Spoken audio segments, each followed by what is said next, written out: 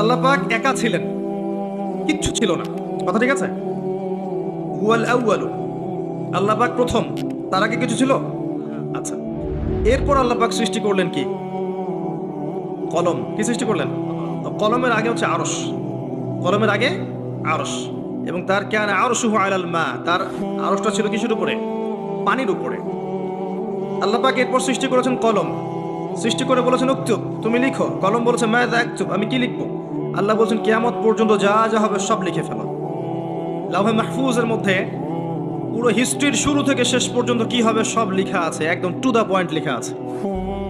আপনি চাইলেও আপনার তাকদীর এর মৌলিক বিষয়গুলো পরিবর্তন করতে পারবেন না। পারবেন? কার হাতে এটা? আল্লাহর হাতে। এখানে একটা কথা বলি, এখনকার এই যে বিজ্ঞান যুক্তি দর্শন, এরা কি তাকদীরে বিশ্বাস করে? করে না। তাকদীর হচ্ছে ইমানের 6 পিলারের এক পিলার। কেউ যদি তাকদীরে বিশ্বাস না করে সে কি ইমানদার হবে? হবে না। আপনার শিক্ষার মধ্যে কুফরি আছে। শিক্ষা ব্যবস্থা শিখাচ্ছে যে পরীক্ষা নিরীক্ষা যুক্তি দর্শন বিজ্ঞান দিয়ে কিছু প্রমাণ করতে না পারলে সেটা জ্ঞান নয়, তাই না? এটা শিখাচ্ছে না? তো আল্লাহকে আপনি ল্যাবে প্রমাণ করতে পারছেন না, মালায়েকা ফেরেশতাদেরকে আপনি ল্যাবে প্রমাণ করতে পারছেন না। তারপরে আসমানি কিতাবগুলো আগেরগুলো আপনি দেখেননি, চাক্ষুষ দেখেননি, নবী রসুলদেরকেও দেখেননি, তাই না? পরকালের যে আপনার কবরের আযাব, ইল্লিন, সিজ্জিন, যে মিজান, যে পুলসিরাত, জান্নাত জাহান্নাম দেখেছেন? এগুলোকে ল্যাবে প্রমাণ করতে পারবেন? এই যে তাকদীর, ভাগ্য, ল্যাবরেটরিতে বসে প্রমাণ করা যাবে? তাদের মতে পরীক্ষা নিরীক্ষা পর্যবেক্ষণের মাধ্যমে প্রমাণ না করতে পারলে সেটা গ্রহণযোগ্যতা নেই। আমাদের ইমানের যে মূলনীতি, এগুলো আল্লাহ, কিতাব, আসমানি কিতাব, রসুলগণ, পরকাল, মালায়েকা, এই যে 6টা পিলার তাকদীর, প্রত্যেকটাই কিন্তু গায়েবে বিশ্বাস, অদৃশ্য বিশ্বাস। দেখি নাই আল্লাহকে, বিশ্বাস করি, করি না? আর মালায়েকা দেখি নাই, বিশ্বাস করি না? জিনকে দেখেছেন? বিশ্বাস করেন না? রূহ বা আত্মাকে দেখেছেন? বিশ্বাস করেন না? কবরের আযাব, জান্নাত জাহান্নাম, মিজান, পুলসিরাত, এগুলো বিশ্বাস করেন না? এগুলো যেগুলো আমরা বিশ্বাস করি সেগুলো সব গায়েব না, অদৃশ্য নয়? আলিফ লাম মিম যালিকাল কিতাব লা রাইবা ফি হুদাল লিল মুত্তাকিন আল্লাযীনা ইউমিনুনা বিল গায়ব। এই যে যারা গায়েবের প্রতি বিশ্বাস করে তারাই তো মুত্তাকি, তাই নয় কি? আর এই বইটা মুত্তাকিদের জন্য। তো মুত্তাকি হতে হলে, ইমানদার হতে হলে আমাকে গায়েবে বিশ্বাস করতে হচ্ছে। আর তারা বলছে গায়েবে বিশ্বাস করলে আপনি মৌলবাদী। কথা বুঝতে পারছেন এবার? যেহেতু এগুলো মৌলিক বিষয়, ফান্ডামেন্টাল বিষয়, যেগুলো আপনি পরীক্ষা নিরীক্ষা যুক্তি দর্শন দিয়ে প্রমাণ করতে পারছেন না, তারপরেও বিশ্বাস করছেন, তাহলে আপনি একজন মৌলবাদী তাদের মতে। এই হলো একটা সংজ্ঞা ওদের। আর আমরা বলছি যে আমরা যতক্ষণ পর্যন্ত এই 6টা পিলারে বিশ্বাস করছি না ততক্ষণ মুমিনই হতে পারছি না, মুসলিমও হতে পারছি না। মুত্তাকি মুহসিন হওয়া তো অনেক দূরের কথা। তাই একজন ফান্ডামেন্টালিস্ট না হলে আমি পরিপূর্ণ মুসলিমই হতে পারবো না। তাই প্রত্যেকটা মুসলিমকে মৌলবাদী হতেই হচ্ছে, তাই নয় কি? তো এই শব্দটা ভালো না খারাপ? ভালো শব্দ, ভালো শব্দ অবশ্যই। কারণ ফান্ডামেন্টাল বিষয়গুলোতে বিশ্বাস না করলে আমি তো মুসলিমই হতে পারবো না। তাদের বিষয়গুলো একটা সমস্যায় ভোগে, সেটা হচ্ছে যে জ্ঞান আল্লাহর পক্ষ থেকে এসেছে এটা তারা বিশ্বাস করতে চায় না। জ্ঞান যে আল্লাহর পক্ষ থেকে এসেছে এটা তারা বিশ্বাস করতে চায় না। আমরা কোরআনে দেখছি আল্লাহ পাক বলছেন ওয়াআল্লামা আদামাল আসমাআ কুল্লাহা। আল্লাহ পাক আদম আলাইহিস সালামকে সমস্ত নাম শিক্ষা দিয়েছেন। আদম আলাইহিস সালাম জানতেন না? জানতেন? জানতেন না। ওয়াআল্লামাল ইনসানা মা লাম ইয়ালাম, মানুষকে সেই জ্ঞান শিক্ষা দিয়েছেন যা মানুষ জানতো না। আদম, তুমি বলে দাও নামগুলো কি, তিনি বলে দিলেন। মালায়েকাদেরকে বললেন বলো নামগুলো কি, তিনি বলতে পারলেন না, তারা বলতে পারলেন না। লা ইলমা লানা ইল্লা মা আল্লামতানা, আমাদের সেই জ্ঞান নাই, যতটুকু আপনি শিখিয়েছেন অতটুকু জানি। তার মানে বুঝতে পারলাম জ্ঞান কার কাছ থেকে আসে। সূরা কাহফ পড়েন 29 নম্বর আয়াতে আল্লাহ পাক বলেছেন ওয়াকুলিল হাক্কু মির রাব্বিকুম, হক সত্য মিথ্যার মানদণ্ড কার পক্ষ থেকে আসে? ফালা তাকুনান্না মিনাল মুমতারিন, সূরা বাকারায় আছে, সন্দেহবাদীদের অন্তর্ভুক্ত হয়ো না। আল হাক্কু মির রাব্বিক। তো আমাদের সংজ্ঞা হচ্ছে জ্ঞান, সত্য মিথ্যার মানদণ্ড, ন্যায় অন্যায়ের মানদণ্ড, ভালো মন্দের মানদণ্ড কার পক্ষ থেকে আসে? আল্লাহর পক্ষ থেকে আসে। এটা অবনত চিত্তে, বিনা যুক্তি, বিনা তর্ক, বিনা বিজ্ঞানে মেনে নেওয়ার নামই হচ্ছে ইসলাম। যখন ইব্রাহিমকে তার রব বলেছিলেন, যখনই বলেছেন আত্মসমর্পণ করো, ক্বালা আসলামতু লিরাব্বিল আলামিন, তিনি সাথে সাথে বলেছেন আমি এই জগৎ সমূহের রবের কাছে আত্মসমর্পণ করলাম। ইব্রাহিম, তোমার সন্তান এবং স্ত্রীকে রেখে আসো ওই মরুভূমিতে। ইব্রাহিম আলাইহিস সালাম বললেন না, কি জন্য রেখে আসবো? এটা তো সাইন্টিফিক না। কোন যুক্তিতে, কোন দর্শনে রেখে আসবো? ওখানে পানি নাই, মানুষ নাই, কি জন্য রেখে আসবো? ওই যে ইবলিস যেমন বলেছিল আমি কেন সেজদা করব, ও তো মাটির, আমি তো আগুনের। ইব্রাহিম এটা বলেছেন? ইয ক্বালা লাহু রাব্বুহু আসলিম, আত্মসমর্পণ করো, বলেছেন আসলামতু, আমি আত্মসমর্পণ করলাম। এর নাম ইসলাম। আমি কি ইসলাম বোঝাতে পারছি ভাই? হ্যাঁ, এরপরে আসেন ইসলামের প্রত্যেকটা বিষয় আপনি এগুলো দিয়ে প্রমাণ করতে পারবেন, কিন্তু সেই জ্ঞান আপনার থাকতে হবে। ওই যুক্তি, ওই বিজ্ঞান, ওই দর্শনের জ্ঞান আপনার থাকতে হবে, কিন্তু ওই সব মানুষকে আল্লাহ পাক সেই জ্ঞান দেননি। সব মানুষকে আল্লাহ পাক সেই জ্ঞান দেননি। প্রত্যেকটা বিষয়, ইসলামের প্রতিটা বিষয়, রূহ, আপনার যে কবরের আযাব, জান্নাত, জাহান্নাম, মিজান, পুলসিরাত, সবকিছুই জ্ঞানের আওতায় আনা সম্ভব, কিন্তু আল্লাহ পাক সেই জ্ঞান মানুষকে দেননি পৃথিবীতে। দিলে তো আর পরীক্ষা থাকতো না। কি জন্য এসেছেন এখানে? পরীক্ষা। মানে সব যদি চোখে দেখেন, আল্লাহকে চোখে দেখছেন, কে না নামাজ পড়বে, তাই না? এমন কেউ আছে নামাজ পড়তো না? এটাই তো পরীক্ষা, আল্লাহকে দেখবেন না তারপরেও আপনাকে নামাজ পড়তে হবে। কবর তো দেখেননি আযাব কেমন হয়, তারপরে ভয় রাখতে হবে, হ্যাঁ কবরের আযাব আছে। মিজান দেখিনি, পুলসিরাত দেখি নাই, পুলসিরাত পার হতে হবে, ভয় রাখতে হবে। দেখলে তো অবশ্যই আমল করতেন। লিনাবলুয়াকুম আইয়ুকুম আহসানু আমালা, এই জন্যই তো সৃষ্টি করেছেন আল্লাহ পাক। এটাই হচ্ছে টেস্ট, যেটা ওই পশ্চিমা দর্শন এবং ওদের অনুসারীরা বুঝতে পারে না। এখানে ইসলামের মূলনীতি হচ্ছে এই যে আমরা গায়েবে বিশ্বাস করি, না করা পর্যন্ত আমরা মুসলিম হতে পারছি না। আল্লাহ পাক এবার আদম এবং হাওয়া আলাইহিস সালামকে সৃষ্টি করে জান্নাতে রেখে পরীক্ষা নিয়ে দুনিয়াতে পাঠিয়েছেন। দুনিয়াতে পাঠিয়ে আল্লাহ পাক একটা মূলনীতি দিয়েছেন, এটা ভালো করে বোঝেন। আল্লাহ পাক মূলনীতি দিয়ে পাঠিয়েছেন। সূরা বাকারা আয়াত নাম্বার 38 39, কুল নাহবিতু মিনহা জামিআ, আল্লাহ পাক বলছেন তোমরা এখন পৃথিবীতে নেমে যাও। কে কে নেমে যাবে? আদম, হাওয়া আলাইহিস সালাম, ইবলিস, তোমরা নেমে যাও। ফাইম্মা ইয়াতিয়ান্নাকুম মিন্নি হুদান, তোমাদের কাছে আমার পক্ষ থেকে হেদায়েত আসবে। মানে প্রত্যেক যুগে যুগে আমার পক্ষ থেকে হেদায়েত, মানে আসমানি কিতাব, নবী রাসূলগণ আসবে। ফামান তাবিআ হুদায়া, যারা আমার হেদায়েতকে মেনে চলবে, ফালা খাউফুন আলাইহিম ওয়ালা হুম ইয়াহজানুন, তাদের কোনো ভয় নাই, কোনো দুশ্চিন্তাও নাই। এই দুনিয়ার জীবনে হায়াত দেওয়া হবে 100, 200, 300, 500, 1000 বছর। আগে তো ছিল 1000 বছর, এখন না হয় আমাদের 100 কম গড়াইও আর কি। তো এই সময়টুকুতে তোমাদের কাছে হেদায়েত আসবে, আসমানি কিতাব আসবে, নবী রাসূলগণ আসবেন। যদি নবী রাসূল না থাকেন, উলামায়ে কেরামের মুখ থেকে হক শুনবে, আল্লাহ কিতাব থাকবে, হেদায়েত পৌঁছে যাবে। এরপর ফামান তাবিআ হুদায়া, যারা আমার হেদায়েতকে মেনে চলবে, ফালা খাউফুন আলাইহিম ওয়ালা হুম ইয়াহজানুন, কোনো টেনশন নাই, কোনো দুশ্চিন্তা নাই, আবার সেই জান্নাতে ফিরে আসবে ইনশাআল্লাহ যেখান থেকে চলে গেছো। ঠিক আছে? এখানে একটা কথা মনে পড়লো, বলে দিই। এখন কিছু মানুষ এলিয়েন খোঁজে না, অন্য গ্রহ থেকে আসছে সিগন্যাল ইত্যাদি, না?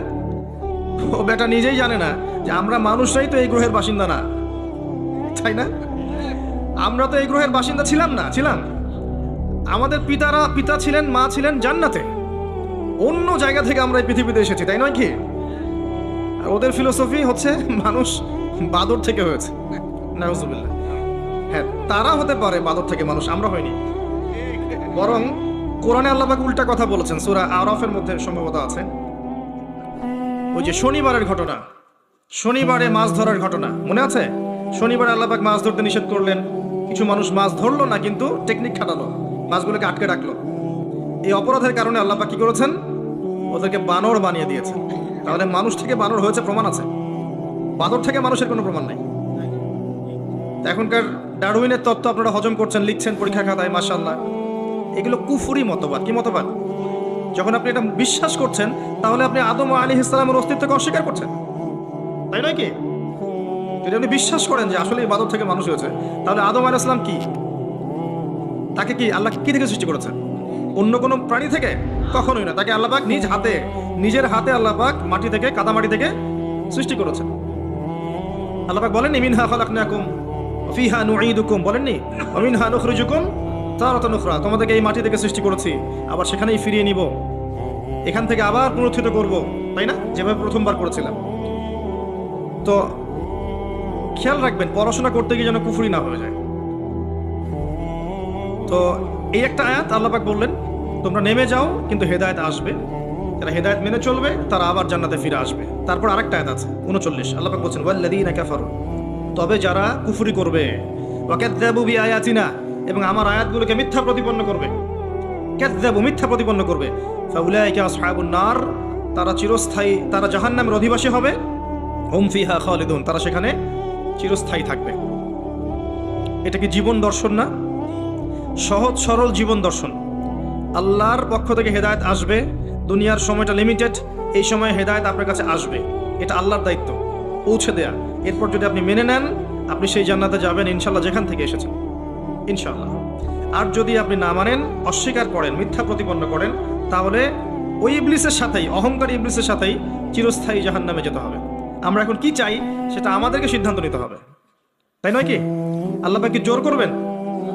আল্লাহ পাক জোর করবেন না। কুলিল হাক্কু মির রাব্বিকুম ফামান শাআ ফালইউমিন, যার ইচ্ছা হয় সে ঈমান আনুক, ওয়া মান শাআ ফালইয়াকফুর, যার ইচ্ছা হয় অস্বীকার করুক। আল্লাহ দুনিয়াতে আযাব দিতে পারেন, বিপদ আপদে ফেলতে পারেন, শাস্তি দিতে পারেন, চিরস্থায়ী জাহান্নাম দুনিয়াতে দিবেন না? দিবেন? আল্লাহ ফিরে আসার সুযোগ দিবেন। আর আল্লাহ আরো বলেছেন ওয়া হাদাইনাহুন নাজদাইন, আমি দুইটা পথ দেখিয়ে দিয়েছি। অন্য সূরায় আল্লাহ পাক বলেছেন ইম্মা শাকিরা ওয়া ইম্মা কাফুরা, ইচ্ছা হলে তুমি কৃতজ্ঞ হও, ইচ্ছা হলে অকৃতজ্ঞ হও। লা ইকরাহা ফিদ-দীন, দিনে কোনো জবরদস্তি নেই, ঘাট ধরে কাউকে ইসলাম কবুল করাতে হবে না। হবে?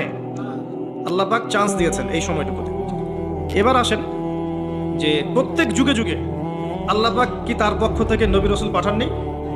আসমানি কিতাব পাঠান নাই? নূহ আলাইহিস সালাম 950 বছর দাওয়াত দিয়েছেন, তার কাছে আল্লাহর কিতাব আসেনি? 950 বছর দাওয়াত দেওয়ার পরে কিছু মানুষ ইসলাম কবুল করেছে, কিছু বেশিরভাগ মানুষই করে নাই। যে বেশিরভাগ মানুষ করেনি, আল্লাহ পাক তাদেরকে ডুবিয়ে দিয়েছেন না? আর নূহ আলাইহিস সালামকে এবং তার সঙ্গী সাথী সহ নাজাত দিয়েছেন, উদ্ধার করেছেন, করেননি? একই সুন্নাহ। আদ জাতির কাছে যান, বড় বড় দেহের যারা ঈমান এনেছে আল্লাহ পাক উদ্ধার করেছেন, ঈমান আনে নাই দুনিয়ায় দুনিয়াতেও লাঞ্ছিত করেছেন, পরকালেও চিরস্থায়ী জাহান্নামে পাঠাবেন। সামুদ জাতি, সালেহ আলাইহিস সালাম, একই কাহিনী। যারা ঈমান এনেছে আল্লাহ পাক উদ্ধার করেছেন, ঈমান আনে নাই ধ্বংস করে দিয়েছেন। কওমে মাদিয়ান, শুআয়ব আলাইহিস সালামের কওম, একই ঘটনা। ঈমান এনেছে উদ্ধার, ঈমান আনে নাই আল্লাহ পাক ভূমিকম্প দিয়ে ধ্বংস করেছেন। ফিরআউন, একই ঘটনা। দাওয়াত দেওয়া হয়েছে, মুজিজা দেখানো হয়েছে, বারবার সতর্ক করা হয়েছে, ফিরআউন শোনেনি, পাল্টা ধাওয়া করেছে, লোহিত সাগরে আল্লাহ পাক একত্রিত করেছেন, মুহূর্তে ডুবিয়ে দিয়েছেন, শেষ। আর মূসা আলাইহিস সালামকে উদ্ধার করেছেন। একটা কথা এখানে বলি, আল্লাহ পাক যেভাবে লোহিত সাগরে মূসা আলাইহিস সালামের বিপক্ষে এই যে ফেরাউন এবং তার অনুসারীদেরকে একত্রিত করেছিলেন এবং একত্রিত করে আল্লাহ পাক সদল বলে ডুবিয়ে দিয়েছেন, ঠিক একই সুন্নাহ আল্লাহ পাক আবারও ভবিষ্যতে করবেন আরেকবার ইনশাআল্লাহ। হতাশ হবেন না, কষ্ট নেবেন না। বিষয়টা হচ্ছে যে আমরা আমাদের ঘুমন্ত অবস্থার কারণে এই পরিস্থিতি সৃষ্টি হয়েছে। আমাদের ইমানের কমতির কারণে আমরা যে কোরআন সুন্নাহ থেকে দূরে সরে গেছি, আমার আকীদা আখলাক খারাপ হয়ে গেছে, হারামখোর হয়ে গেছি, জেনা, সুদ, ঘুষ, ব্যভিচার, পর্নোগ্রাফি, যাবতীয় বিষয় আসক্ত হয়ে গেছি। আল্লাহর পথ ছেড়ে দিয়ে আমরা যে শয়তানের পথে হেঁটেছি, এই সময়টুকুর মধ্যে ইসলামের দুশমনরা শক্তিশালী হয়ে গেছে। আল্লাহ পাক কি করবেন জানেন? এখন এই যে সময়টুকু দিয়েছেন আমাদেরকে, এই সময়টুকুর মধ্যে যদি আমরা দিনের জন্য কিছু না করি, ব্যক্তি পর্যায়ে, পারিবারিক পর্যায়ে, সোশ্যাল পর্যায়ে যদি না করি, আল্লাহ পাক আমাদেরকে সরিয়ে দিবেন আস্তে করে, দিয়ে ইস্তাবদিল কওমান গায়রাকুম, অন্য কওমকে আল্লাহ পাক হেদায়েত দিয়ে এই জায়গায় নিয়ে আসবেন। সুম্মা লা ইয়াকুনু আমসালাকুম, তারা তোমাদের মতো হবে না। আল্লাহ বলেছেন ইন্নাল্লাহা লা ইউগাইয়িরু মা বিকওমিন হাত্তা ইউগাইয়িরু মা বিআনফুসিহিম, আল্লাহ পাক একটা কওমের অবস্থা ততক্ষণ পরিবর্তন করেন না যতক্ষণ না ওরা নিজেদের অবস্থা পরিবর্তনের চেষ্টা করে। আমরা কি চেষ্টাটা করেছি বলেন দেখি এবার? কথা বললে তো মাইন্ড করে ফেলে। সত্যি কথা বলছি, আমাদের চেষ্টার ত্রুটি ছিল। অনেক বড় বড় ইস্যু আছে যেখানে আমরা চেষ্টা মোটেও করতে পারি নাই। আমরা ছোটখাটো বিষয় নিয়ে এত ব্যস্ত ছিলাম একে অন্যের সাথে মানে কাদা ছড়াছড়ি করতে, যে এই সুযোগে আমাদের শত্রুটা অনেক দূর হেঁটে গেছে। এটা ক্যাচ করা এখন আমাদের জন্য অনেক কঠিন হয়ে গেছে। এখনও আমরা সেই একই কাজই করে যাচ্ছি। জি, এখন 2022-এ এসেও দেখবেন আমরা সেই একই কাজই করে যাচ্ছি। আর যারা চেষ্টা করেছিলেন সত্যিকার অর্থেই, তাদেরকে আমরা দিন দিন হারিয়ে ফেলেছি, তাদেরকে আমরা ডে বাই ডে হারিয়ে ফেলেছি। আল্লাহ পাক যেন নতুন প্রজন্ম সৃষ্টি করেন। আল্লাহ যাকে পছন্দ করেন আল্লাহ পাক যেন তাকে কবুল করেন। আল্লাহ যার মধ্যে খুলুসিয়াত দেখেন, সামর্থ্য দেখেন, যোগ্যতা দেখেন, ঈমান দেখেন, তাকওয়া দেখেন, আল্লাহ পাক তাকেই যেন কবুল করেন। তাদেরকে দিয়ে আল্লাহ পাক এমন একটা রেভলিউশন ক্রিয়েট করেন যাতে আগামী দিনগুলোতে মুসলিমরা অধঃপতনের হাত থেকে রক্ষা পায় এবং কোরআন এবং হাদিসকে হাতে নিয়ে এই জালেম সভ্যতাকে চ্যালেঞ্জ করতে পারে এবং আল্লাহর জমিন, আল্লাহর দ্বীনের যে নূর, যে রব, আল্লাহর দ্বীনের যে ফ্লেভার, যে আধ্যাত্মিকত্ব, যে পতাকার রং, এটা যেন আল্লাহ পাক প্রতিষ্ঠা করতে পারে, তৌফিক দান করেন। তো আমি বুঝাচ্ছিলাম যে প্রত্যেক যুগে একই সুন্নাহ। মুসা আলাইহিস সালাম এটা বুঝলেন। আসেন তারপরে আমাদের নবী মুহাম্মদ সাল্লাল্লাহু আলাইহি ওয়াসাল্লামের কাছে আসেন। এখান থেকে শেষ করছি আলোচনা থেকে আমি। মুহাম্মদ সাল্লাল্লাহু আলাইহি ওয়াসাল্লামের সময়ে আবু জাহেল, আবু লাহাব, উতবা, শাইবা, রাবিআ ছিল না? কুরাইশ মুহাম্মদ সাল্লাল্লাহু আলাইহি ওয়াসাল্লামকে বাধা পেতে হয়েছে প্রথমত নিজেদের লোক থেকেই, তাই না? নিজের ঘর, নিজের চাচা, নিজের বংশ। এটাই সুন্নাত ভাই, যে কবুলিয়াত যারা পাবে ওদেরকে ঘর থেকেই বাধা দেওয়া হয়। বিরোধী শক্তিরা পরে। আমরা কিন্তু দরুদে পড়ি আল্লাহুম্মা সাল্লি আলা মুহাম্মদ ওয়া আলা আলি মুহাম্মদ কামা সাল্লাইতা আলা ইব্রাহিম। কখনো কি চিন্তা করেছেন যে অন্য নবীদের নাম বাদ দিয়ে এখানে ইব্রাহিমের নাম কেন? ভেবেছেন কখনো? একটু দুইজনের জীবনী পড়ে দেখবেন, দুইজনের জীবনের মধ্যে অনেক মিল আছে। এমনকি আমাদের নবীজি বলেছেন সাল্লাল্লাহু আলাইহি ওয়াসাল্লাম, মেরাজের রাতে আমি যখন আল্লাহর সাথে দিদার সাক্ষাতে গিয়েছিলাম, তখন আমি দেখেছি ইব্রাহিম আলাইহিস সালামকে, এবং আমার চেহারা ঠিক তার মতোই, তার চেহারা আমার মতোই, চেহারাতেও মিল আছে। ইসলামের ছেলে ইসমাইল আলাইহিস সালামের বংশ হচ্ছে আমাদের নবী মুহাম্মদ সাল্লাল্লাহু আলাইহি ওয়াসাল্লাম। দুজনের জীবনী পড়ে দেখবেন, দুজনের জীবনের মধ্যে প্রচুর মিল। নবী মুহাম্মদ সাল্লাল্লাহু আলাইহি ওয়াসাল্লামকে পরিবার থেকে বাধা পেতে হয়েছে, ইব্রাহিম আলাইহিস সালামকেও পেতে হয়েছে। নবী সাল্লাল্লাহু আলাইহি ওয়াসাল্লামকে ধর্ম নেতারা বাধা দিয়েছেন, ইব্রাহিম আলাইহিস সালামকেও দিয়েছেন। নবী সাল্লাল্লাহু আলাইহি ওয়াসাল্লামকে সমাজ থেকে তাড়িয়ে দেওয়া হয়েছে, ইব্রাহিম আলাইহিস সালামকেও হিজরত করে চলে যেতে হয়েছে। নবী সাল্লাল্লাহু আলাইহি ওয়াসাল্লাম ওই যে মূর্তি ভাঙার মানুষ, তাই না? মক্কা বিজয়ের সময় সব ভেঙে ফেলেছিলেন না? আকুল জাআল হক ওয়া যাহাকাল বাতিল, এটা পড়ে পড়ে সেই প্রেক্ষাপটে ভেঙেছেন। তারপর তার মানে আপনারা আবার অমুসলিমদের মূর্তি ভাঙতে যায় না, ওইটা সেই প্রেক্ষাপট নয়। তিনি মক্কা বিজয় করেছেন, ইসলামিক স্টেট কায়েম করেছেন। ইসলামিক স্টেট কায়েম করার পর তিনি তার লিডার, আমির হিসেবে তার ডিসিশন তিনি নিতেই পারেন, এটা তার রাইটস আছে। এটা এখানে আপনি খাটাতে পারবেন না, কারণ এটা সেকুলার স্টেট। এখানে কোনো অমুসলিমের অধিকার হস্তক্ষেপ করতে পারবেন না, তারা তার মতো ধর্ম পালন করবে। ইব্রাহিম এর জীবনে গিয়ে দেখেন, তিনিও কিন্তু ওই যে মূর্তি ভেঙে দিয়েছে। মানে অনেক মিল আছে, আপনি খেয়াল করে দেখবেন জীবনের প্রতিটা ক্ষেত্রেই ইব্রাহিম এবং মুহাম্মদ সাল্লাল্লাহু আলাইহি ওয়াসাল্লামের প্রচুর মিল আছে। হয়তো বা এই কারণে, আল্লাহ ভালো জানেন, হয়তো বা এই কারণে এখানে নামের মধ্যে পাশাপাশি রাখা হয়েছে। আল্লাহু আ'লাম বিস-সাওয়াব, আল্লাহ পাক ভালো জানেন। এটা অন্য একজন আলেমের ব্যাখ্যা, আমি আমার মধ্যে করলাম। তো নবী মুহাম্মদ সাল্লাল্লাহু আলাইহি ওয়াসাল্লামের জীবনের দিকে তাকান, দেখেন তাকে এই যে আবু জেহেল, আবু লাহাব, উতবা, সাইবা কেউ মেনে নেয়নি। তাকে সমাজে নির্যাতন সহ্য করতে হয়েছে, গালি মন্দ খেতে হয়েছে, হত্যার চেষ্টা করা হয়েছে, দেশ ত্যাগ করে অন্য জায়গায় হিজরত করতে হয়েছে। কিন্তু আল্লাহ রাব্বুল আলামিন তাকে এবং তার অনুসারীদেরকে কিয়ামত পর্যন্ত কিন্তু চিরঞ্জীব করে রেখেছেন, দেখেন নাই? পক্ষান্তরে তার বিরোধিতা যারা করেছিলেন তাদের কাউকে কি আল্লাহ পাক অস্তিত্ব রেখেছেন? একই সুন্নাত। আমাদের নবী সাল্লাল্লাহু আলাইহি ওয়াসাল্লাম যেই যুগে বাস করতেন, শোনেন, সেই যুগের মধ্যে শিরক ছিল। কি ছিল? শিরক ছিল, সুদ ছিল, জিনা ছিল, মাদকদ্রব্য ছিল, আপনার নারীর অবমাননা ছিল, গোত্রীয় হানাহানি কাটাকাটি ছিল। আপনি এখনকার এই বিশ্বের দিকে তাকিয়ে দেখবেন, হুবাহু সেই বিষয়গুলোই এখনকার বিশ্বের মধ্যেও আছে, হুবাহু সেই বিষয়। পুরো ওয়ার্ল্ড ওয়াইড আপনি শিরক দেখবেন, ওয়ার্ল্ড ওয়াইড আপনি রিবা, সুদ দেখবেন, সারা বিশ্বব্যাপী আপনি মাদক দেখবেন, সারা বিশ্বব্যাপী নারীর অবমাননা দেখবেন, বেহায়াপনা দেখবেন, জিনা দেখবেন, সারা বিশ্বব্যাপী আপনি দেখবেন গোত্রীয় হানাহানি এখন রাষ্ট্রীয় হানাহানিতে রূপ নিয়েছে। একই স্টাইল চলছে। এরকম একটা জায়গায় নবী সাল্লাল্লাহু আলাইহি ওয়াসাল্লামের কাছে এই বইটা নাজিল করা হলো, আল কোরআনুল কারীম। এই কোরআনুল কারীম দিয়ে নবী সাল্লাল্লাহু আলাইহি ওয়াসাল্লাম 23 বছর দাওয়াতি কাজ করলেন। কত বছর? এবার 23 বছর পরের মক্কার দিকে আপনি তাকান, এখানে কোনো শিরক নাই, আছে? কোনো সুদ নাই, মাদক নাই, নারীর কোনো অবমাননা নাই, কোনো অশ্লীলতা নাই, গোত্রীয় হানাহানি কাটাকাটি কিছু আছে? কিচ্ছু নাই। এই 23 বছর শুধুমাত্র আল কোরআন এবং এর ব্যাখ্যা সুন্নাহ, এই দুইটাকে কাজে লাগিয়ে নবী সাল্লাল্লাহু আলাইহি ওয়াসাল্লাম জাহেলি সমাজকে সোনালী সমাজে পরিণত করলেন। এই এখন আমাকে বলেন, সেই আল্লাহ কি এখন নাই? সেই কিতাব নাই? সেই নবীর সুন্নাহ নেই? তাহলে আজকেও কি সম্ভব ছিল না জাহিলিয়াত দূর করে আলো জ্বালানো? সম্ভব ছিল না? ছিল। কিছু কাজ করতে হতো বা করতে হবে। বলে দেব কি কি? আল্লাহ আমাকে তৌফিক দান করুন, আপনাদের সবাইকেও করার তৌফিক দান করুন। দুইটা দিক বলছি। এক নম্বর দিক হচ্ছে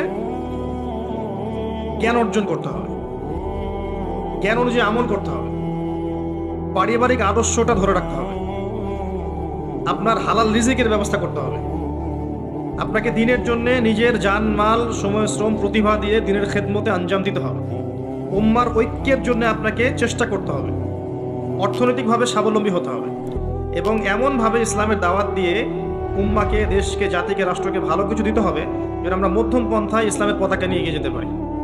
এই কাজগুলো করলে আজও সম্ভব, আলো জ্বালানো আজও সম্ভব।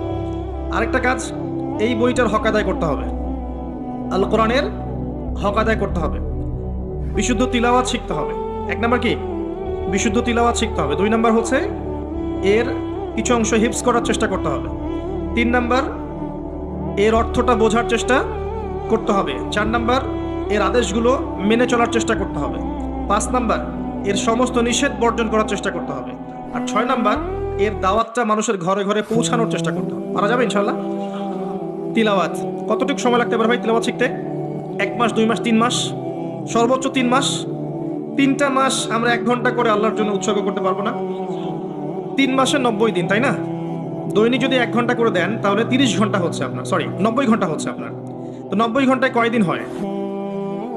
90 ঘন্টায় কয় দিন হয়? 4 দিনের বেশি বা 4 দিনের মতোই নাকি? 4 দিনের কাছাকাছি, 3 দিন প্লাস 4 দিনের কাছাকাছি। 4টা দিন যদি আপনি আল্লাহর জন্য দিয়ে দেন, উৎসর্গ করেন, এই বই আল্লাহর কিতাব আপনি পড়া শিখে যাবেন। আপনি কি রাজি নাই? মাত্র 4টা দিন আপনি উৎসর্গ করেন আল্লাহর জন্য। একজন ওস্তাদের কাছে যান, একজন কারির কাছে যান, মাদ্রাসার শিক্ষকের কাছে যান। আর আমার পরামর্শ যে কমই মাদ্রাসার ওস্তাদদের সাথে থাকেন, এটা আমার পরামর্শ। তাহলে আপনি ভালো শিখবেন।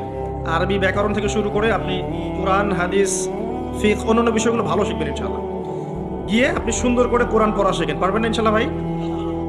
তিলাওয়াত শিখতে 3 মাস লাগে বলেছি। 3 মাসকে আপনি যদি 90 ঘন্টায় ভাগ করেন, দেখবেন আপনি আপনার জীবনের 4 দিন দিচ্ছেন মাত্র। 4 দিন কোনো আলেমের কাছে যান, মুয়াজ্জিন, ইমাম সাহেব, কওমি মাদ্রাসার শিক্ষক, তার কাছে গিয়ে পড়ে থাকেন, আপনি দেখবেন কোরআন শিখে ফেলেছেন ইনশাআল্লাহ। ডেইলি 1 ঘন্টা করে সময় দেওয়া যাবে না ভাই? যাবে না? 1 ঘন্টা আপনি টেলিভিশন বা ফেসবুক, ইউটিউবিং করে কিন্তু নষ্ট করেন না? 1 ঘন্টার চেয়ে বেশি করেন। আড্ডা মেরে, গল্পগুজব করে, যে দোকানে চায়ের স্টলে বসে আমরা নষ্ট করি না? আমি যদি মারা যাই, এই মানুষগুলোর কেউই আমাকে মনে রাখবে না, যাদের জন্য আপনি এত কিছু করছেন। একটা সময় পর্যন্ত রাখতে পারে, এরপর আস্তে আস্তে মানুষের স্মৃতি থেকে কিন্তু আপনি ভুলে যাবেন। মানুষ কাদেরকে মনে রাখে? যারা পৃথিবীতে ভালো কিছু করে গেছে, এদেরকে মানুষ মনে রাখে, তাই না? আমরা যারা সাধারণ মানুষ, আমাদেরকে কি খুব বেশি মানুষ মনে রাখবে ভাই? রাখবে না। যাদের জন্য আমরা সারা জীবন দিয়ে দিচ্ছি, যে বাড়ি, গাড়ি, টাকা কড়ি, ব্যাংক ব্যালেন্স, এগুলো করছি, দেখা যাবে এগুলো করতে করতে আমাদের হায়াত শেষ। মৌতের 40 দিনের মধ্যে দেখবেন ভুলে গেছে, সম্পত্তি নিয়ে কারাকারি শুরু করে দিয়েছে, করে না? তো দুনিয়ার মানুষের স্বার্থ দেখে নিজের স্বার্থ নষ্ট করার কোনো মানে হয়? আমাদের স্বার্থ হচ্ছে কবর, তাই না? পরকালে কোরআন আমার সাথে যাবে না? যাবে না? কোরআন সুপারিশ করবে না? করবে ইনশাল্লাহ। অতএব কোরআনকে সময় দেন, স্মার্ট হয়ে যান। আপনি আপনার ভালো বোঝার শিখেন, কোরআন পড়েন, কোরআন তেলাওয়াত করা শেখেন। 3 মাস, 4 মাস, 5 মাস, 6 মাস, যত সময় লাগে লাগুক আপনি শেখেন। পারা যাবে ইনশাল্লাহ। আগামী রমজান আসার আগেই কারা কারা শিখবেন হাত তোলেন ইনশাআল্লাহ। মাশাআল্লাহ, জাযাকুমুল্লাহ। বসুন। প্রত্যেক হরফে 10 নেকি পাবেন। আলিফ লাম মিম বললে 30 নেকি পাবেন। কোরআনে সূরা ফাতিহা পড়বেন, এটা সকল রোগের শেফা। আয়াতুল কুরসি পড়বেন প্রত্যেক ফরজ সালাতের পর। সূরা বাকারার 255 নম্বর আয়াত, আয়াতুল কুরসি। মৃত্যু ছাড়া জান্নাতে যাওয়ার জন্য কোনো বাধা নাই সেই ব্যক্তির। রাতের বেলা সূরা মুলক পড়বেন, ওই ব্যক্তির কবরের আযাব ইনশাআল্লাহ আল্লাহ পাক মাফ করে দিবেন। সূরা কাহফ পড়বেন শুক্রবার, জুমার দিনে। আল্লাহ পাক আপনার জীবন বের হলেও আপনাকে আল্লাহ পাক হেফাজত করবে ইনশাআল্লাহ। সূরা ইয়াসিন মুখস্থ করবেন, আর রহমান পড়বেন। সূরা বাকারার শেষের 2-3টা আয়াত পড়বেন রাতের বেলা। সারা রাত ইবাদত করলে যে নেকি হয়, আপনি এখন সূরা বাকারার শেষের 3টা আয়াত পড়ে ঘুমিয়ে যান, সেই নেকি পাবেন ইনশাআল্লাহ। তো সবই সহিহ হাদিসে এসেছে। সূরা ইখলাস পড়েন 3 বার বা 10 বার। সূরা ফালাক পড়েন 3 বার, নাস পড়েন 3 বার। দৃশ্য অদৃশ্যের সমস্ত ক্ষতি থেকে আপনি বেঁচে থাকবেন ইনশাআল্লাহ। সূরা কাফিরুন পড়েন ঘুমানোর সময়, আল্লাহ পাক আপনাকে শিরকের পাপ থেকে বাঁচিয়ে রাখবেন। এই ফজিলতগুলো কখন পাবো ভাই? যখন আমি কোরআন বিশুদ্ধ করে পড়তে জানবো, তখনই তো, নাকি? বিশুদ্ধ পড়তে না জানি, সারা জীবন ভুল পড়ে যাব, অর্থ বিকৃত হবে, আমার ইমানের জায়গায় কুফরি হয়ে যেতে পারে। ঠিক আছে? কোরআনে এমন অনেক জায়গা আছে যেখানে মাখরাজের কারণে, অক্ষরের 19-20-এর কারণে এমন অর্থ পরিবর্তন হতে পারে যে ইমান এবং কুফরির প্রশ্ন চলে আসতে পারে। অতএব খুব ভালো করে কোরআন তেলাওয়াত করা শিখতে হবে এবং নিয়মিত কমপক্ষে 1 পারা করে কোরআন পড়ার চেষ্টা করবেন। পারা যাবে ইনশাল্লাহ? ডেইলি 1 পারা মানে আপনার মাসে 30 পারা, মানে প্রতি মাসে আপনি 1টা খতম দিচ্ছেন, বছরে আপনি 12টা খতম দিচ্ছেন। পারা যাবে ইনশাল্লাহ? আল্লাহ পাক তৌফিক দান করুন, আমিন। এক পারা পড়তে খুব বেশি সময় লাগে না, সর্বোচ্চ আপনার যদি পড়ার ফ্লুয়েন্সি থাকে আপনি আধা ঘন্টা 40 মিনিট লাগবে, একটু ধীরে পড়েন 1 ঘন্টা লাগবে। এই কাজটা করতে পারেন। আমার পরামর্শ হচ্ছে ফজরের নামাজের পরে। ফজরের নামাজটা পড়া হয়ে গেল, পড়ে আপনি এখন জিকির আজগার করছেন, তাসবিহ তাহলিল করছেন, করতে করতে করতে কোরআনটা নিয়ে বসলেন, বসে এক পারা পড়ে ফেললেন। এক পারা পড়তে পড়তে আপনার এক পারার হক আদায় হয়েছে, দেখবেন সূর্য উঠে গেছে। সূর্য উঠে গেল, এশরাকের সময় হয়ে গেল, তখন আপনি 2 রাকাত নামাজ পড়ে বাসায় ফিরে যান, একটা কবুল হজ, একটা কবুল ওমরার নেকি পাবেন ইনশাআল্লাহ। মনে করেন ঢাকা শহরের মানুষ, এখন আমি তো ঢাকার মানুষ হয়ে গেছি, জ্যামটা একটা কমন জিনিস না? জ্যামে বসে আছে আধা ঘন্টা 1 ঘন্টা বসে আছে, এই যে ফোন আছে, আপনি ফোনে অ্যাপস আছে না, অ্যাপস বের করেন, 10টা 20টা করে ফেলতে পারবেন না? সময়টা কাজে লাগলো। সময় কাজে লাগাতে হবে, টাইম ভাগ করে করে স্মার্ট হতে হবে, টাইমটা কাজে লাগাতে হবে। মনে করেন আপনি শীতের বেলা ব্যাডমিন্টন খেলছেন, কথার কথা খেলেন তো নাকি, বা ফুটবল খেলছেন, বা যুবকরা অনেক সময় অনেক খেলাধুলা করে, ওই সময়টুকুর মধ্যেও কিন্তু আপনি সুবহানাল্লাহ পড়তেই থাকতে পারেন, মনে মনে পারেন না? আলহামদুলিল্লাহ পড়তে থাকতে পারেন, আল্লাহু আকবার পড়তে থাকতে পারেন। মানে আপনি একটা কাজ করছেন আর একটা কাজ করতেছেন মাঝে মনে মনে। এটাকে বলে যে প্রোডাক্টিভ মুসলিম, মানে আপনি আপনার সময়টাকে মূল্যায়ন করছেন। একই সাথে কয়েকটা কাজ করতে শিখতে হবে, একই সাথে কয়েকটা কাজ, এবং খুব দ্রুত আপনি ফজিলতপূর্ণ আয়াতগুলো, সূরাগুলো পড়তে পারছেন।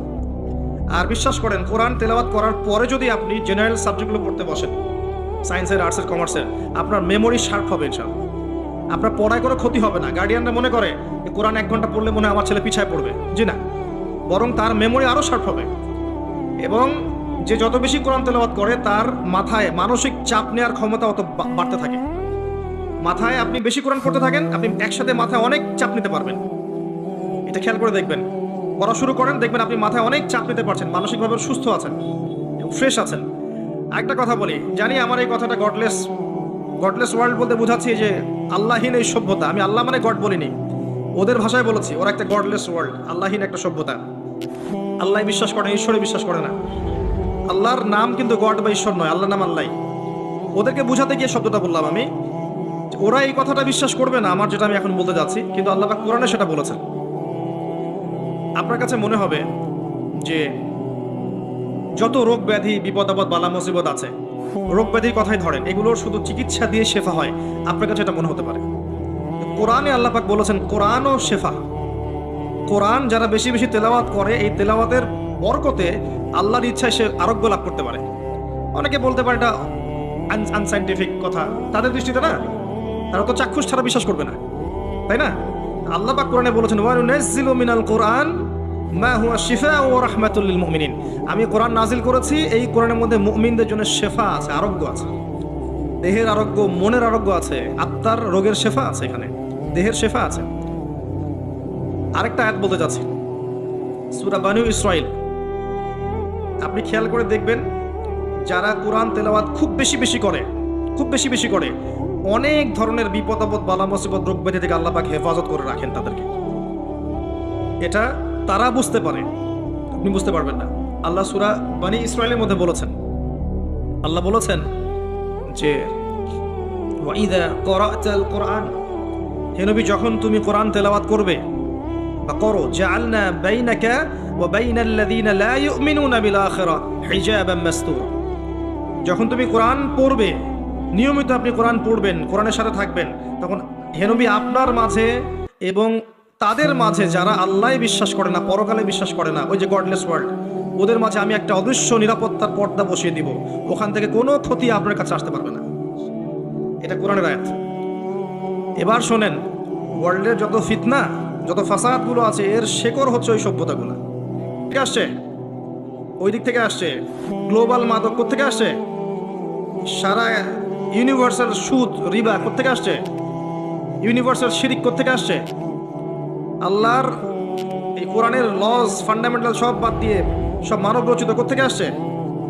ওই দিক থেকেই সব এদিকে সাপ্লাই করা হয়েছে। যখন আপনি কোরআন পড়বেন, আমি ওই সভ্যতা যারা আল্লাহ এবং তার পরকালে বিশ্বাস করে না, আপনার এবং তাদের মাঝে একটা পর্দা বসিয়ে দিব, ওখান থেকে কোনো ক্ষতি আপনাকে স্পর্শ করতে পারবে না। বলে দেই, যত ভাইরাসগুলো আছে না, ওখান থেকে এসেছে, ওদিক থেকে আসছে না। কোরআন বেশি বেশি পড়েন, আল্লাহ পাক আপনাকে ভাইরাস থেকে বাঁচাবে ইনশাআল্লাহ। স্বাস্থ্যবিধি অবশ্যই মেনে চলবেন, আমি কখনো বলিনি এটা মানবেন না, অবশ্যই মেনে চলেন, মাস্ক পরেন, স্যানিটাইজার ইউজ করেন, আপনি ভ্যাকসিন নিচ্ছেন, হোয়াট এভার, আপনি যা করছেন করেন, কোরআন ছাড়বেন না। কোরআন আগে, আল্লাহ বলেছেন কোরআন এগুলো থেকে আপনাকে বাঁচাবে ইনশাল্লাহ। আপনি সচেতন থাকবেন, সুস্থ থাকবেন, পরিষ্কার পরিচ্ছন্ন থাকবেন, সব ঠিক আছে, কোরআনকে সময় দিবেন, এই দুইটা মিলে দেখবেন আপনি প্রোটেক্টেড ইনশাল্লাহ। কারণ আমাদেরকে বিশ্বাসও করতে হবে, কাজও করতে হবে, তাই না? বিশ্বাসটা আমাদের কোরআন, আর আমাদের প্রোটেকশনটা এটা। প্রোটেকশন নিব, যুদ্ধ করতে গেছি, ঢাল তলোয়ার লাগবে না, খালি হাতে চলে যাবে নাকি? ঢাল তলোয়ার হচ্ছে আমার কোরআন, আর আপনি প্রোটেকশন নিয়েছেন, ঠিক আছে, দুটোই ঠিক আছে, কিন্তু কোরআনকে ছেড়ে দিয়ে নয়। যারা কোরআনকে বাদ দিয়ে শুধু বস্তুবাদিতার দিকে ধাবিত করতে চায়, এরা এক প্রকার অন্ধ জাতি, এদের ভিতরে কোনো ইন্টারনাল লাইট নেই। তো কোরআন বেশি করে তেলাওয়াত করেন, দিনে এক পারা তেলাওয়াত করার চেষ্টা করেন, আল্লাহ পাক তৌফিক ইনায়াত করুন, আমিন। এইটা প্রথম কাজ ছিল, নবী সাল্লাল্লাহু আলাইহি ওয়াসাল্লাম সাহাবায়ে কেরামদেরকে শিখিয়েছেন। এরপরে হিফজ করবেন কিছু অংশ, হিফজ করেন। আপনি চাইলে 30 পারা হিফজ করতে পারেন, যদি না কুলায় 1 পারা, 2 পারা, 3 পারা, 5 পারা, আপনি চেষ্টা করেন। আপনার ছেলে মেয়েদেরকে হিফজখানায় পাঠান, হাফেজ বানান, যে তারা তাদের পুরো জীবনে শুধু কোরআন মুখস্থ করেই থেমে গেছে, সামনে কোরআনের অর্থটা বুঝতে পারে নাই, এমনটা যেন না হয়। কারণ শুধুমাত্র এইটুকু মুখস্থ করে যদি সে সারা জীবন কাটিয়ে দেয়, তাহলে নিঃসন্দেহে কোরআনের হকটা কিন্তু আদায় হয়নি, অর্থ কিন্তু বোঝা উচিত ছিল না? তো তাদেরকে হিফজ করান, হাফেজ বানান। আমি কখনো বলিনি যে এই বাচ্চাদেরকে হিফজ করানো যাবে না বা হিফজখানাতেই অর্থ শেখাতে হবে, কথাটাকে ঘুরিয়ে একটা অর্থ নিয়েছে। ওই যে বললাম, আমি যেমন আমার স্বামীও তেমন, তো নিয়েছে যে হ্যাঁ, তাহলে তার স্বামীও স্ত্রী, তার স্বামীও একজন মহিলা, আমি যেমন আমার স্বামীও তেমন। হিফজ করবে, সে হিফজ করবে, হিফজ করার বয়সে সে হিফজ করবে। এরপর যখন সে ম্যাচিউরড হবে, সে অ্যারাবিক ল্যাঙ্গুয়েজ শিখবে, আরো বড় ক্লাসে যাবে, আরো বড় বড় কিতাব শিখবে, একটা পর্যায়ে কোরআনের তাফসীরগুলো পড়বে। সে যেন তার পুরো এই মাদ্রাসা সিলেবাসে কোরআনের অর্থটা বুঝে বের হয়ে যায়। এমন যেন না হয় যে সারাটা জীবন চলে গেল শুধু হিফজ করে সে বসে আছে। আমি এটা বোঝাতে চেয়েছি যে শুধুমাত্র হিফজ করেই যেন সে ক্ষান্ত না হয়, সে যেন আরো পরবর্তীতে পড়াশোনাগুলো করতে পারে। এই কথার উদ্দেশ্য এটা ছিল না যে আপনার হিফজ করা খারাপ, হিফজ করা যাবে না, বা হিফজ করলে আপনি ঝরে পড়ছেন, পিছিয়ে পড়ছেন, এরকম কথা কখনো বলা হয়নি। আমি তো নিজেও আগে হিফজ করেছি, আল্লাহ পাক যতটুকু করার তৌফিক দিয়েছেন, 30 পারা না হলে প্রথমে আমি হিফজ করেছি, তারপরে অ্যারাবিক ল্যাঙ্গুয়েজ শিখেছি, তারপর ব্যাকরণ শিখেছি, এরপরে মাদ্রাসা কিতাব পড়েছি। এটাই তো সিস্টেম। আপনি যদি শুধু হিফজ করে ছেড়ে দেন এবং একটা মসজিদে তারাবি পড়াচ্ছেন, আপনি পড়াশোনাটা বাড়ালেন না, অ্যারাবিক ল্যাঙ্গুয়েজ শিখলেন না, আরবি গ্রামার শিখলেন না, কোরআনের তাফসীর শিখলেন না, এই পড়া কি যথেষ্ট হলো? আর সামান্য ইস্যু পেলেই ইস্যু পাগল না হয়ে আমাদেরকে বাস্তববাদী হওয়ার তৌফিক দান করুন, আপোষে কাদা ছোড়াছড়ি মনোভাব ত্যাগ করার তৌফিক দান করুন, আমিন। হিফজ করেন, হিফজ করলে একটা ফজিলত আছে যে হাফেজে কোরআনদেরকে আল্লাহ রাব্বুল আলামিন বলবেন, ইকরা ওয়ারতাক, তুমি পড়ো এবং উঠতে থাকো, কোরআন পড়ো এবং তোমার মর্যাদা উঠতে থাকো, যেখানে তোমার পড়া শেষ হবে সেখানে তোমার জান্নাতের স্থায়িত্ব হবে। এবং হাফেজে কোরআনদের পিতা মাতাদেরকে আল্লাহ পাক নূরের তাজ পরাবেন, নূরের তাজ। আর যে ব্যক্তি হিফজ করেছে তার তো আর প্রশ্নই ওঠে না। নবী সাল্লাল্লাহু আলাইহি ওয়াসাল্লাম সাহাবায়ে কেরাম শুধুমাত্র তোতা পাখির মতো মুখস্থ করতেন না, বরং তার উপর তারা আমল করতেন, এটা বুঝতেন, এটা প্রচার প্রসার করতেন। এটা বোঝাতে চেয়েছি। যদি আমি শুধু এতটুকুতে সীমাবদ্ধ থাকি, তাহলে বাকি কাজগুলো আমি করতে পারবো না। এটাই ছিল উদ্দেশ্য। আল্লাহ পাক উদ্দেশ্যটা বোঝার তৌফিক দান করুন। এরপর আপনি অবশ্যই আরবি ভাষায় যাবেন। কোরআন হিফজ করেছেন, অ্যারাবিক ল্যাঙ্গুয়েজটা শেখেন। এসো আরবি শিখি, মিজান মুন সাহেব থেকে শুরু করে নাহু সরফের বইগুলো পড়বেন এবং অবশ্যই কওমি মাদ্রাসার সাথে সম্পৃক্ত রাখিয়ে পড়বেন। এটা আমার পরামর্শ। যে মাদ্রাসাতেই অ্যারাবিক ভালো পড়ানো হয় সেখানেই যান। তবে কওমি মাদ্রাসার যে কাঠামোটা আছে দীর্ঘদিন থেকে বাংলাদেশে প্রতিষ্ঠিত, এই প্যাটার্নটা অনেক বেশি ডেভেলপড এবং অনেক বেশি অ্যারাবিকের ক্ষেত্রে মানে প্রোগ্রেসিভ, তারা এগিয়ে গেছে অনেক। এই জায়গায় আপনি যদি সময় দেন, 5 বছর 4 বছর সময় দেন, আপনি আরবি ভালো শিখবেন ইনশাআল্লাহ।